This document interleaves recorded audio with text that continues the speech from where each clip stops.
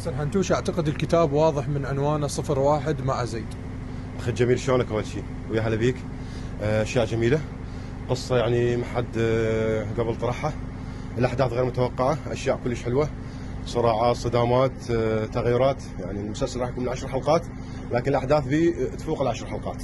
انا زيد صدمني بتفصيله، قلت له زيد بلشتوا متاخرين، قال وذا انا ما مهتم بهاي التفاصيل. هذا ينطي احساس بالطمانينه بصراحه للممثل، يقول له ريلاكس، احنا المهم ننتج نوع مو كم. هذا شيء مهم، يعني الاسترخاء للكادر كله شيء مهم. فمثل ما تفضل السيد المخرج، هذه وجهه نظره، واحنا كنا مسترخين. كنت شفت حضرتك وحضرت التصوير اليوم. جاي نجتهد ايش قد ما نقدر، جاي نتدرب ايش قد ما نقدر، يعني رغم ضيق الوقت لكن احنا نجي قبل ساعات. يعني مثلا اليوم حضرت قبل 4 ساعات من الشوت، في سبيل انه ندخل بروفا ونتمرن اكثر حتى تطلع الاشياء حقيقيه. انا كان كلش ببالي اخرك اكثر، بس قوه اختلستك من المشهد بالتوفيق. شكرا لك، اتمنى لك الموفقيه حبيبي.